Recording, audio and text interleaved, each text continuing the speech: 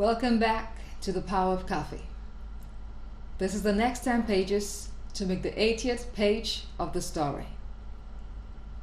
Enjoy. So, where are we now?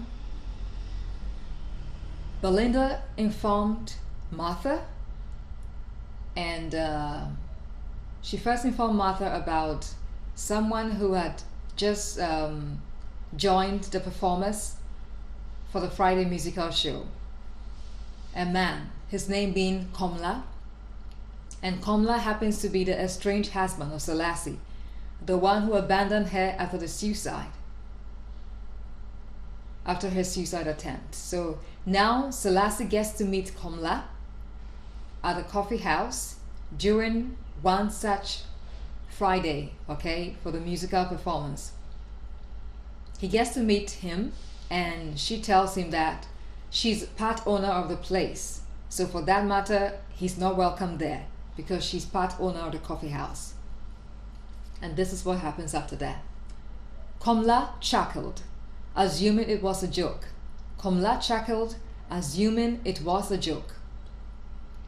Subsequently, his singing partner walked over to them, and Selassie asked if they were a couple, to which the woman responded in the negative, claiming that they attended the same church. When Betty learned about Komla and Selassie's decision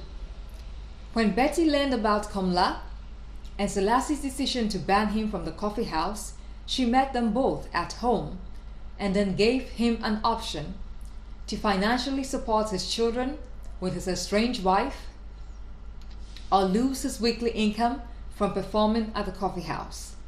Naturally, he chose the former, and thus Selassie was receiving a small but appreciable amount every time he performed. So when Betty found out about Komla being Selassie's ex-husband, now performing at the Friday musical show, she called the two of them and told the man that it's either he supports his children with his former wife or he's kicked out of the place. He's not allowed to perform there or make any money from there. And naturally, he chose to support the children. He abandoned, so he'd be allowed to continue performing there and make some money for himself. I still check on Betty on every Saturdays, once in 2 weeks, although she has help now. Lumley got her a maid through a cleaning agency before returning to Canada. Hannah is her name, and she's 19 years old and a senior high school graduate. She does the dishes, the laundry, and sometimes the cooking. 5 times a week she's with Betty, but the latter isn't very happy to keep a graduate away from continuing with school. That was her initial objection when she learned that she was a senior high school graduate. She asked her what she wanted to do next so she could help her achieve it. The girl smiled and replied that she only wanted to make some money now. What about university? Don't you want to go to university? Betty had asked. Well, maybe, but not now. That was her response. That's Hannah's response. And that ended the questioning. Lumley was footing the bill for the girls' work, and this was another thing Betty didn't like. When I got to the house, I knocked on the front door and waited. It was quiet, but I believed that she was around, until I kept waiting moments on. I thought of knocking again, but what if she was asleep? Then I looked through the nets covering up the windows to see inside, but I couldn't see much since the windows were tilted. I wanted to go, but I felt like waiting a bit more. I sat on a bench behind the door and waited. 5 minutes went by and I remained. My eyes were on the door, expecting her to come out. When it felt like I had been there for a long time, when it felt like I had been there for too long, I got up and began to descend the stairs. Then the door opened. It was the outer door, the one that had a net over it, and then I heard her voice. "Oh, Martha." She spoke in a soft tone. I turned with a smile, but she didn't smile back. She looked like she had been sleeping, but I felt there was something else. "Martha, how are you?" she said in vernacular. "I'm well, thank you," I replied, before adding a minute later, after gathering the courage. "How are you doing, madame?" I spoke in vernacular. "Fine, by the Lord's grace." "Have you been here for long?" "No, just about 10 minutes ago," I replied, smiling, and this time she smiled. "Sorry, I was asleep," she said, and then I remarked that I could see it in her face. She said, and then I remarked that I could see it in her face. We sat at the porch amidst the cool, refreshing wind that blew around that time of the day, towards the evening.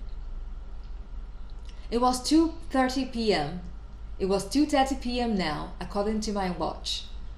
Betty was quiet for some moments before asking about my family.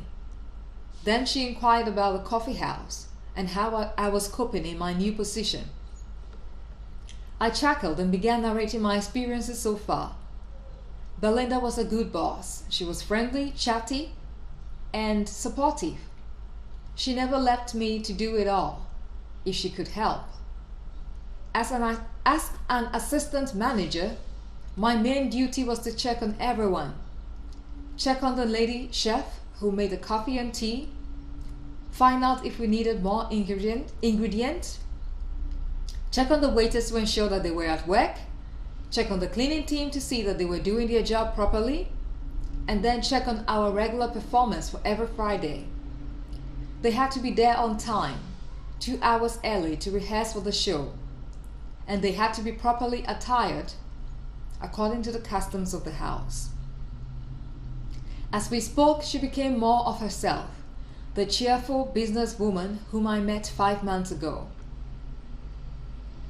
She asked me for my opinion on introducing a complete meal at the coffee house, something like rice and chicken stew. I smiled in an instant and began to nod. Then she chuckled and remarked that it was going to be a refreshing break from the coffee and tea, though we were still going to serve the beverages. Anne was going to cook that meal, since she was already working in that field, okay? She was a cook. Culinary field, okay. Anne was going to cook that meal, since she was already working in the culinary field. After leaving the coffee house, she set up a small canteen at home. After Anne left the coffee house.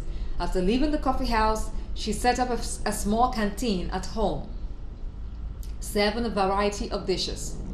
It wasn't as large as a coffee house, but it was quite busy, as the customers loved her cooking. Betty chose her to prepare the first complete meal of the coffee house: rice with grilled chicken stew.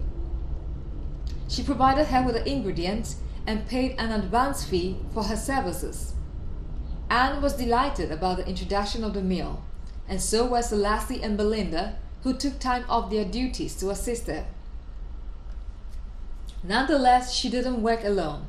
She had 5 girls as waitresses, and 2 others who assisted with the cooking. I left Betty's place around 3:30 p.m.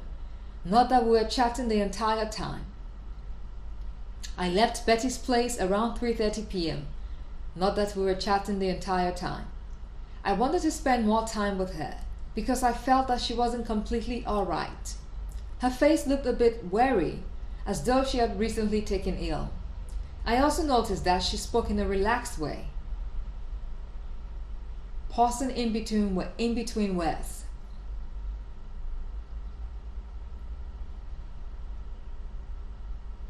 I told Mother about this when I got home, and she said she was going to visit her later. I was right. There was a problem. She casually told Mother about her blood pressure, which rose a bit high recently. which rose a bit too high recently.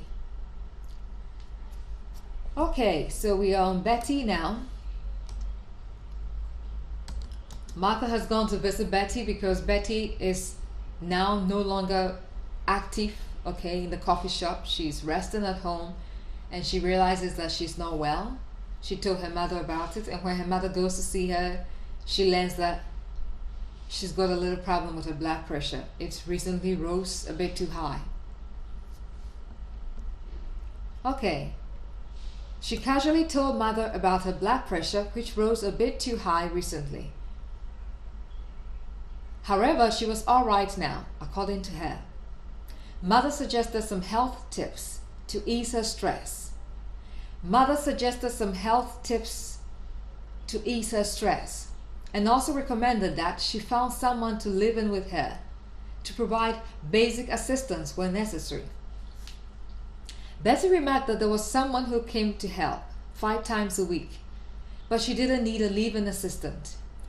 Mother reported her findings to Dad, and we all prayed for her recovery. I continued my visits until she politely asked me to quit because she was all right. I told Mother about it, but she wasn't surprised. She said it was time that I gave her some space. I wish I knew Lamley's number or some other contact information, so I told her about her mother. I wish I knew Lamley's number or some other contact information, so I told her about her mother, but I didn't. What a shame. For 2 good weeks I hanged around her. I visited her at home many times. We cooked together, watched TV, chatted about our dreams, and yet there was something to wait. For 2 good weeks I hanged around her. That is Martha hanging around Betty. I visited her at home many times. Wait. Pardon me. Martha was concerned about Betty, but Betty told her that she was okay, she shouldn't visit her anymore, okay? And now Martha wishes that she knew about Lamley's number so she could tell her about her mother's condition, about her high blood pressure. And now Martha is telling us what kind of relationship she had with Lamley while she was at home, okay, while she came down from Canada to visit her mother. I wish I knew Lamley's number or some other contact information, so I told her about her mother, but I didn't. What a shame. For 2 good weeks I hanged around her. I visited her at home many times. We cooked together, watched TV, chatted about our dreams, and yet there was nothing to connect her to me. Nothing except her mother, whom I couldn't reach now. If only I knew of any of her friends, or that lawyer who helped with the FDA case, Madeleine Boyson. I thought of going to see her, except that I thought of going to see her. Martha thought of going to see Madeleine Boyson, okay? So she could contact Lamley through Madeleine and inform Lamley about her mother Betty's situation, about her high blood pressure, okay? I thought of going to see her, that is, Martha thought of going to see Madeleine, explained that I was Lamley's friend and I needed her email, or better yet, a phone number. Yet I wasn't that bold. I was shy. And I also thought if I meddled in that way, it won't be good for me. Since I couldn't reach her, I tried to do so through her friends, Anne, Selassie, and Belinda. I informed Belinda about her condition and asked that she paid her a visit. That is, Martha informed Belinda about Betty's condition, okay? So, since I couldn't reach Betty,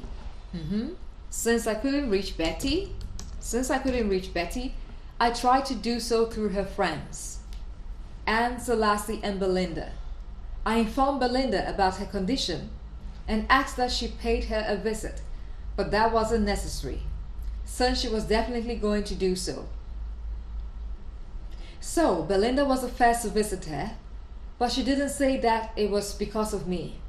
She came back to tell me that Betty was all right, and there were no signs of fatigue or ailment. Belinda must have informed the others too, obviously, but I couldn't get any feedback from them. I was the only one who was worried about Betty. Everyone said she was all right, but I couldn't accept it. After some time, I decided to forget about her, forget about my worries, and just be happy with my new work life. I had a good job, good because it was suitable for me, and it provided me with a nice salary. As an assistant manager, I was now making about $50 a month, and that was a lot. The Friday musical show was bringing in good revenue.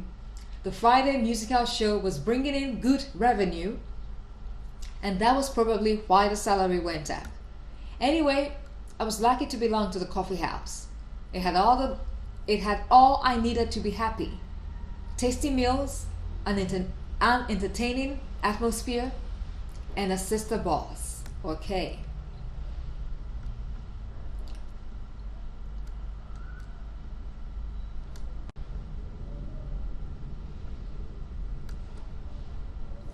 Alright, so let's continue. Today, around 1 p.m., Betty came to visit. I was the first to see her as she walked through the open door of the coffee house. She looked alright and was smiling when I greeted her. Her response was immediate. "Good afternoon, how are you?" she said in the popular dialect we all used. "I'm well, thank you. How about you?" I said, very happy to see her. "Thank God we are all right," she replied. And then we walked across the dining room, where about 20 people sat eating from plates with spoons. It was the newest meal we had introduced, the rice and grilled chicken stew. Betty stopped by one of the customers, a man of about 35 years old, and asked him what he thought of the meal. He smiled and repeatedly nodded his head, and then replied, "It's delicious. The best I have had in a while." Betty smiled, and then we continued out of there, heading for the kitchen. There was no one around except for two young men. There was no one around except for two young women who were doing the dishes. Betty exchanged salutations with them and asked them how they were doing at work. They spoke in turns, saying that everything was on course. Belinda wasn't around because she was at Anne's canteen, waiting to bring in more food. I sat with Betty in the small restroom we had in the coffee house. It was a sleeping space with a thin bed, a table, 2 chairs, and a cushioned armchair that looked like a one-person couch. This is where Betty used to sleep in the early days of the coffee house. It wasn't because she was afraid that someone might break in. She only stayed there when she was too tired to journey home. Usually, she left the place by morning around 6 o'clock to take a shower at home and then returned. Betty sat in the armchair and leaned back in, then inhaled, taking in the breeze that rushed through the curtained windows. I smiled, seeing the satisfaction on her face, and then I asked her if she needed anything, especially something to eat. She replied that she had taken some lunch before coming here, but a glass of water would be fine. I left to get the water, but before going to the kitchen, I stopped by the dining hall to see how things were. Most of the patrons had left, and about 7 waiters, 3 women and 4 men, were clearing the tables. I glanced about the place and then went through the door and looked outside, that's the front door, expecting to see Belinda. It was 1:30 p.m. now, according to the clock at the dining room. I stood there for about 3 minutes and then realized that Betty was waiting for her water. Momentarily, I turned to walk away, and that was when Belinda showed up in a taxi. I went out to meet her. Anne was with her in the taxi,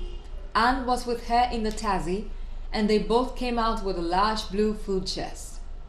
I followed them inside and then got a glass of water from the kitchen and went back to Betty's room. When we entered the room about 30 minutes ago, the main door was open.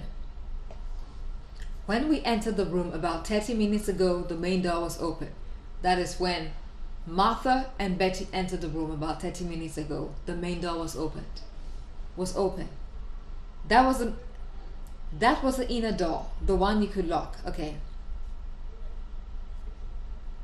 When we entered the room about 30 minutes ago, the main door was open. That was the inner door, the one you could lock. The outer door was thin, made of plywood, and had a net covering both sides. I was standing behind the closed door now. The main door of the room was shut, but when I turned the handle, it opened. It seemed the wind had shut it up, and I immediately placed a chair against it, and then turned to give the water to Betty and apologize for being late. She was still in the armchair, leaning backwards like before, but she was quiet. I smiled at her before looking at her face. She was staring in front of her in deep thought. Though I found this a little strange, I didn't want to delve on the negative, so only thought of the water.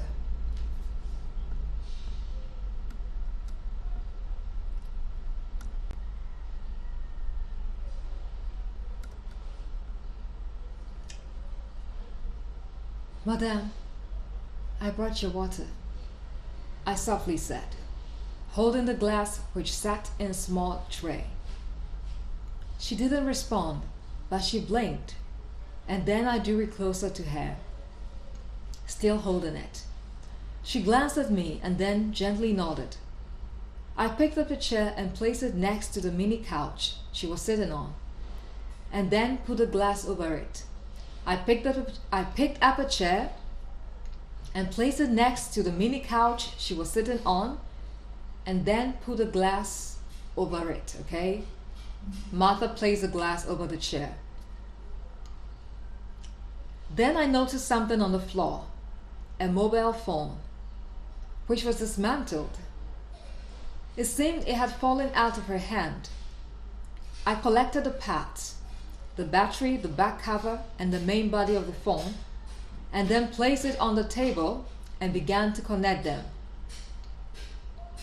After about 2 minutes, she gently picked up the glass and then brought it slowly towards her lips and began to sip. She started to cough, and I quickly got up to help. But the coughing intensified, and the glass fell out of her hand before I could take it away. I tapped her chest to make it stop, but it didn't. Then she began to gasp for air, and that's when I left her, running out to call for help. I met Belinda on the way out as she was heading towards the room. I couldn't speak to her, since I was under great pressure, so I seized her hand and dragged her inside.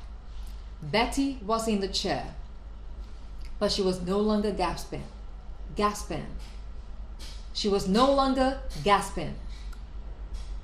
She just sat in, leaning backwards, staring with open eyes. But I felt something was wrong, and I guess Belinda felt it too, because she suddenly gripped my hand on seeing her. "Betty," Belinda softly called out her name as she drew closer. She repeated and then held her hand and instinctively sought her pulse. She held on for some moments, about 3 minutes, before she let the hand. I glanced at her face. It was anxious, but I could not think of the worst, despite knowing deep down what had happened. Belinda took her hand again, checking for her pulse a second time. Her eyes were filling up now, and she was sucking in the tears through and she was sucking in the tears through the nose. Momentarily, the door opened, and we both turned to Anne, who was coming in holding a tray of food, probably for Betty. "Belinda," she called out, and drew closer, and then placed the tray on the table. "Martha, what's wrong?" I glanced at her, and then moved away so she could see. Anne stared at Betty for some moments before letting out a terrifying cry. I was so shaken by it that I held my chest to calm down. Anne began to wail excessively at once, and she shook Betty up as she did. Belinda tried to stop her from shaking her up, because she knew she was gone. Belinda tried to stop her from shaking her up, because she knew she was gone. And it seemed inappropriate, as it was forceful. I went over to hold up Anne and tried to get her away, but I couldn't. I went over to hold up Anne and tried to get her away, but I couldn't, since she was heavier than me. She was about 40 years old and a little plump. Belinda was able to move her away, but out of the blue she stopped wailing. She stopped wailing and began to take in deep breaths. She slipped out of Belinda's hold, and I helped her to place her on the floor. She slipped out of Belinda's hold, that is, Anne slipped out of Belinda's hold, and I helped her to place her on the floor. "Anne, come down, breathe. Breathe, come down," Belinda spoke to her, not knowing what else to do. Fortunately, it stopped. She started breathing normally again. I stayed with Betty, while Belinda rushed outside for help. Okay, so this marks the end of the 80th page of the novel The Power of Coffee. As you heard, it seems that Betty has just passed. Okay, something must have happened to her while Martha was away getting her the water. We don't know yet, but we'll find out soon. So this marks the 80th page of the novel The Power of Coffee. Join me for the next 10 pages to make the 90th page of the novel. See you then.